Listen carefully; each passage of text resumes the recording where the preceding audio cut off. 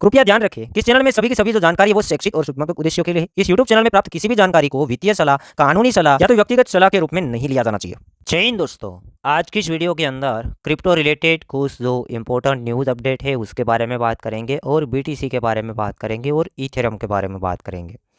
तो सबसे पहला न्यूज़ अपडेट आता है बिटकॉइन माइनर्स की तरफ से। बिटकॉइन माइनर्स मतलब जो लोग बीटीसी का माइनिंग करते हैं उसे बिटकॉइन माइनर्स कहा जाता है। तो बिटकॉइन माइनर्स ने अक्टूबर महीने के अंदर जितने भी बीटीसी को मिंट मतलब कि जितने भी बीटीसी को माइन किया था उनमें से 5492 बिटकॉइन ने वो सेल किए हैं। डॉलर के अंदर बात करेंगे तो तकरीबन 164 मिलियन डॉलर का प्रॉफिट बुकिंग किया है। अब यहाँ पर सीधा सीधा इशारा जा रहा है कि अब बिटकॉइन माइनर है 34 से 35 हज़ार डॉलर के ऊपर बिटकॉइन चल रहा है और वो लोग बेच रहे हैं।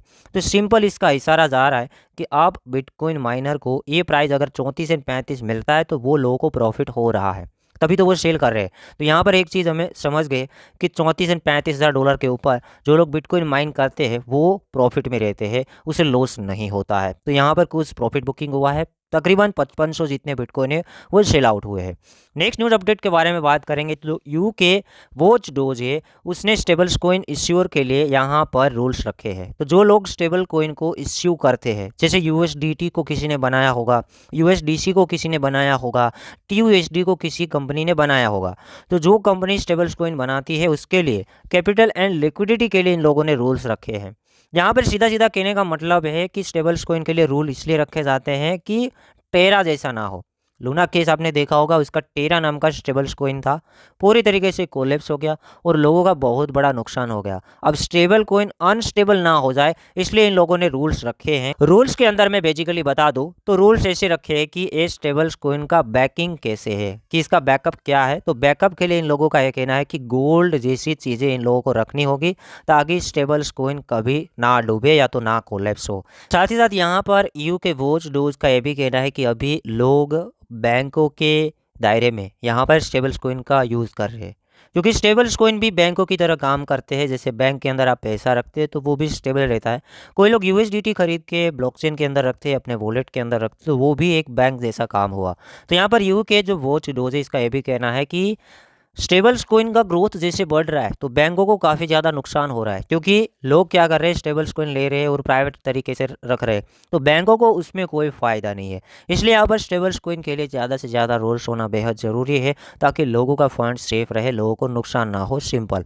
नेक्स्ट बात करेंगे, HSBC ने एक ऑफ़र किया है क्रिप्टो वालों को, जो बड़े बड़े इन्वेस्टर है, बड़ी बड़ी फर्म है, बड़े बड़े फंड्स के अंदर इन्वेस्टमेंट करते हैं, उसने एक ऑफ़र निकाला है। जैसे गोल्ड को बैंक के अंदर कस्टडी के अंदर रखा जाता है, कस्टडी सर्विस बैंक प्रोवाइड करता है, लोग गोल्ड खरीद के बैंक के अंदर रखते हैं, उसी तरीके से अब डिजिटल एसेट को भी यहाँ पर एक बैंक है वो कस्टडी सर्विस है वो प्रोवाइड करेगा। और ये HSBC नाम का जो बैंक है वर्ल्ड का एक लार्जेस्ट बैंक है। नेक्स्ट हम बात करेंगे तो क्रिप्टो बैंक सेबा, हांगकांग के अंदर क्रिप्टो बैंक सेबा को लाइसेंस मिल चुका है कि वो क्रिप्टो रिलेटेड सर्विस है वो प्रोवाइड कर सकती है। क्योंकि हांगकांग के अंदर एक रूल्स है कि किसी को भी धंधा करना है, बड़ी बड़ी कंपनी को एक्सचेंज शुरू करना है, या तो जैसे मान लीजिए कि बाइनेंस को वहाँ पे सर्विसेज प्रोवाइड करनी है तो उसको हांगकांग के अंदर लीगली लाइसेंस लेना पड़ता है। तो उसी तरीके से सेबा बैंक है उसको हांगकांग की तरफ से लाइसेंस मिल चुका है, अब वो क्रिप्टो रिलेटेड सर्विसेज है वो प्रोवाइड कर सकते हैं।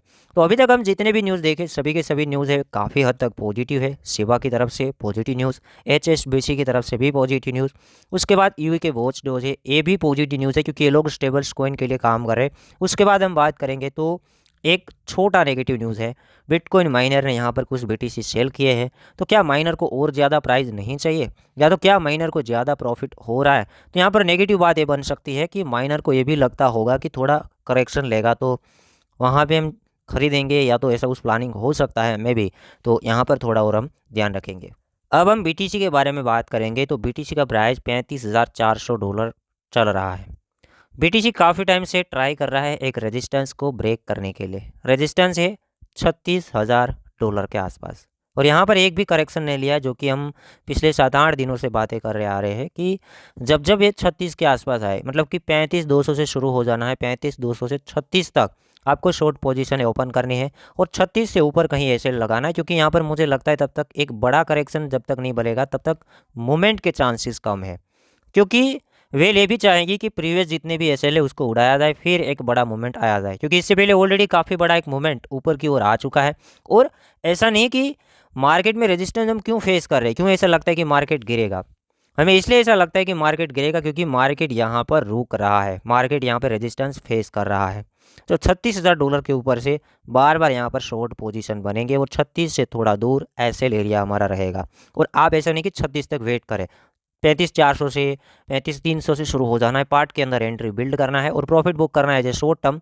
बार बार बताया है कि 33 पहला टारगेट 34 एंड दूसरा टारगेट $32,000 तक आप इस मार्केट को देखने की जो पॉसिबिलिटी है वो बन जाती है।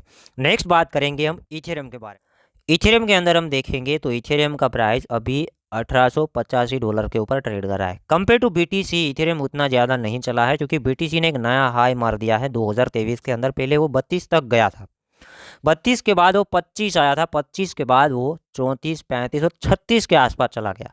अब हम 2023 ईथर की बात करेंगे तो ईथर $2100 गया था, बट अभी चल रहा है 1900 के आसपास। तो जैसे बीटीसी ने नया हाई मारा तो एटलीस्ट इथेरियम $2500 के आसपास होना चाहिए था, बट अभी इथेरियम $1900 है।